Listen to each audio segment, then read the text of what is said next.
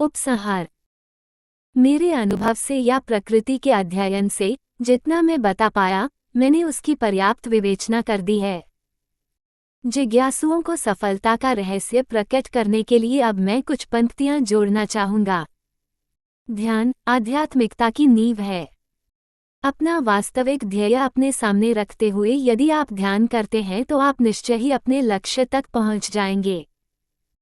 वास्तविक ध्येय की ओर ले जाने वाले बहुत से मार्ग हैं और विभिन्न धर्म ग्रंथों में पर्याप्त रूप से उनकी विवेचना की गई है। बाहरी शक्तियां भी लक्ष्य तक पहुंचाने में सहायक हैं यदि उनका समुचित रूप से मार्गदर्शन किया जाए। पूर्व के विचारकों ने भोजन के विषय पर विशेष जोर दिया है। इसे पवित्रता तथा स्वच्छता से भली विधि पकाना चाहिए। ये तो हुई स्वास्थ्य संबंधी बात, किंतु यदि यह सात्विक है और ईश्वर की निरंतर याद में रहकर पकाया गया है तो इसका आश्चर्यजनक प्रभाव होगा। और यदि इसे पूरे समय ईश्वर के ध्यान में रहकर खाया जाए तो ये सभी प्रकार के आध्यात्मिक रोगों का उपचार कर देगा और उन चीज़ों को हटा देगा जो हमारी प्रगति में बाधा डालती हैं। मुझे इस विषय पर और अधिक नहीं कहना है क्योंकि इसकी विवेचना हमारी पुस्तकों में पर्याप्त रूप से पहले ही की जा चुकी है। किंतु 179 सहज मार्ग के संदर्भ में राजयोग की प्रभाव क्षमता। भोजन के आवश्यक स्वास्थ्य संबंधी और आध्यात्मिक पक्ष को पूरी तरह छोड़कर हमें ये सोचकर संकी नहीं बनना चाहिए कि यदि एक विशेष जाति को छोड़कर अन्य कोई उसे छू ले तो यह अपवित्र हो जाता है, भले ही वह व्यक्ति अधिक निष्कपट, पवित्र और आध्यात्मिक रूप से उन्नत ही क्यों न हो। हिंदुओं ने पर्याप्त रूप से अनुभव कर लिया है और उन्हें समझ लेना चाहिए कि भोजन की यह वर्तमान नीति न तो सामाजिक है और न आध्यात्मिक। अपने विचारों के समर्थन में मैं स्वामी विवेकानंद जी के शब्दों को उद्धृत करना चाहूंगा, जो आध्यात्मिक विषयों पर प्रमाण पुरुष हैं। अत्यधिक निरर्थक धर्मांधता ने धर्म को पुनर्तः रसोई घरों में धकेल दिया है, जैसा कि हमारी बहुत सी जातियों में देखा जा सकता है। आध्यात्मिकता के संदर्भ में उस धर्म के श्रेष्ठ सत्य के प्रकट होने की आशा कभी नहीं की जा सकती। यह एक विचित्र प्रकार का कोरा और निरा भौतिकवाद है। न तो ये ज्ञान है, न कर्म और न भक्ति। यह एक विशेष प्रकार का पागलपन है और जो अपनी आत्माओं को इससे जोड़े रहते हैं, उनके ब्रह्मलोक जाने की अपेक्षा पागलखाने में जाने की संभावना अधिक है। उद्धरण 99 नए अभ्यासी के लिए और एक आवश्यक बात यह है कि वह विचार, वाणी और कर्म में संयम बरते ताकि दूसरों की भावनाओं को ठेस न पहुँचे और उनके दिलों में चुभन न हो। यदि वह ऐसा नहीं करता है तो वह अपने ही हृदय को बिगाड़ लेगा। ये प्रतिक्रिया उस पर अनजाने प्रभाव डालती है। दूसरी चीज़ जो उसे अपने अंदर विकसित करनी है वह ये कि वह सदैव बात के उज्ज्वल पक्ष को ही देखे और किसी भी दशा में अपने मन में ये हीन भावना न उत्पन्न होने दे कि वह अपने लक्ष्य को प्राप्त नहीं कर पाएगा। इसके लिए दृढ़ संकल्प आवश्यक है। उसे अपने अंदर निराशा की भावना को नहीं आने देना चाहिए, जो इस मार्ग में बहुत बड़ी बाधा है। आध्यात्मिक क्षेत्र में निराशा का 180 उपसंहार। कारण ये प्रतीत होता है कि लोग साधारणतः इसे सर्वाधिक कठिन और जटिल वस्तु समझते हैं।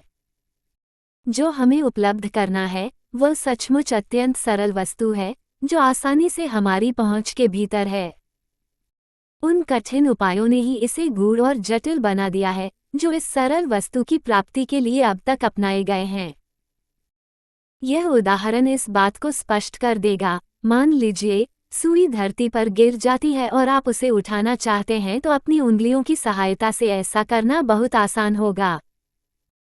सुई उठाने के लिए यदि आप क्रेन, भारी बोझों को उठाने वाला यंत्र या किसी जटिल यंत्र का उपयोग करेंगे तो ऐसा कर पाना कठिन होगा और अपने प्रयास में असफल रहने की पूरी संभावना है।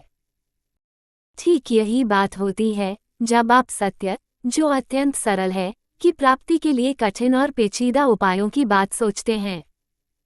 लोग आध्यात्मिक क्षेत्र में वस्तुतः क्रेन की मदद से सुई उठाने की कोशिश कर रहे हैं। यह एक गलत धारणा मात्र है जिसे यदि मिटा दिया जाए तो निराशा बिल्कुल समाप्त हो जाएगी। वो विधि जिससे हम शुरू करते हैं और जिस पर हम जोर देते हैं वो ऐसे सद्गुरु की शक्ति के मार्गदर्शन में हृदय पर ध्यान करना है जो पूर्णत्व को प्राप्त कर चुका हो और जिसके भीतर प्राणाहुति की क्षमता हो। ऐसा सद्गुरु हमारी आध्यात्मिक उन्नति में बाधक वस्तुओं को दूर रखता है। अध्यात्म की तरंगे सद्गुरु से हमारे हृदय में प्रवाहित होती रहती हैं और हमें दिन पर दिन और अधिक शांत बनाती जाती हैं। यदि हम ध्यान की गहराई में पहुंच जाते हैं तो हम अपना संबंध अंतरतम की वांछित चीज से जोड़ लेते हैं। भक्ति भाव निस्संदेह क्षमता बढ़ाता है और रास्ता आसान बना देता है। यदि हम अपने हृदय को ईश्वरीय शक्ति का निशाना बना लेते हैं तो हमारा भीतर से विस्तार होने लगता है, जिसके फलस्वरूप कालांतर में हम खुद को समूचे ईश्वरीय साम्राज्य में फैला हुआ पाते हैं। 181 सहज मार्ग के संदर्भ में राजयोग की प्रभाव क्षमता। यह मैं उनके संबंध में कह रहा हूं जिन्होंने खुद को केंद्रीय क्षेत्र के हृदय में इस प्रकार स्थित कर लिया है। ऐसा व्यक्ति जो काम अपनी संकल्प शक्ति से कर सकता है वैसा दूसरे लोग शस्त्र बल से भी नहीं कर सकते। भौतिकतावादी दृष्टिकोण शायद इसे स्वीकार न करे क्योंकि उसे मानने वालों के सामने संसार छोटा ही है। लोग इसे व्यर्थ की बकवास कह सकते हैं क्योंकि उन्होंने इस प्रकार की अंतर्दृष्टि का विकास नहीं किया है। ऐसी विभूति जिसका उल्लेख पहले किया जा चुका है न तो किसी की मित्र है और न शत्रु। वे अपने ढंग में सदैव संतुलित बने रहते हैं और अपने समय को कभी व्यर्थ नहीं करते। यदि शायद एक पल को भी ऐसा हो जाता है तो उसका परिणाम होगा वायुमंडल में अव्यवस्था और मलिनता। यदि ऐसा कुछ समय तक जारी रहता है तो लोगों के क्षुब्ध हृदय बैठ जाएंगे। क्रियाएं इस स्थिति में समाप्त हो जाती हैं और काम अपने आप होने लगते हैं। लेकिन अगर क्रियाएं उसी तरह बनी रहती हैं तो जीवन का हल अभी मिला नहीं है। मोक्ष की ओर अपनी यात्रा में हमें विभिन्न रूपों और रंगों के नाना प्रकार के चक्र मिलते हैं। वे सभी हृदय क्षेत्र में स्थित हैं। उनके ऊपर की दशा उससे भिन्न है जो आप पहले अनुभव कर चुके हैं। वहां सभी चक्र अंतर्धान हो जाते हैं। जैसे ही आप आगे की ओर बढ़ते हैं ये संरचना नष्ट हो जाती है। एक योग्य गुरु के मार्गदर्शन में ध्यान के द्वारा ये बात सरलता से प्राप्त हो जाती है। दृढ़ संकल्प और लक्ष्य प्राप्ति के लिए निरंतर अधीरता तथा व्याकुलता द्वारा सफलता आसानी से मिल जाती है। भगवान श्री कृष्ण ने राजयोग में भक्ति का समावेश उस ढंग से कर दिया था जो योगी जानते हैं, क्योंकि उन्हें ज्ञात था कि वह समय अत्यंत निकट है जब जीवन अनिश्चित बन जाएगा। सिद्धांत और अभ्यास में महान अंतर है। यदि मैं आपसे दिन रात उसी विषय पर बात करता रहूं तो वह आपके लिए कदापि 182 उपसंहार लाभप्रद न होगा, अतिरिक्त इसके कि वह आपके मन में क्षणिक काल के लिए रुचि पैदा कर दे। आध्यात्मिक क्षेत्र में श्रद्धा और विश्वास के साथ आइए और अहंकार से भरपूर विचारों को त्यागते हुए अभ्यास हेतु तत्पर हो जाइए। मैं नहीं चाहता कि आप इस गलतफहमी में रहें कि यदि आप बार बार धर्मग्रंथों को पढ़ते रहेंगे तो आप आध्यात्मिकता में पारंगत हो जाएंगे। ऐसा करने से आप एक दार्शनिक अथवा विद्वान व्यक्ति तो बन सकते हैं, पर प्रेम और भक्ति से युक्त वास्तविक अभ्यास के बिना आप एक योगी नहीं बन सकते।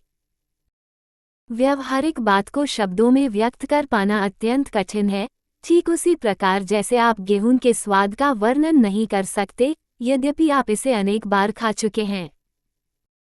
ईश्वर करे वह दिन शीघ्र आए जब लोग जो कुछ ऊपर कहा गया है उसकी अनुभूति करने के लिए उन्मुख हो जाएं।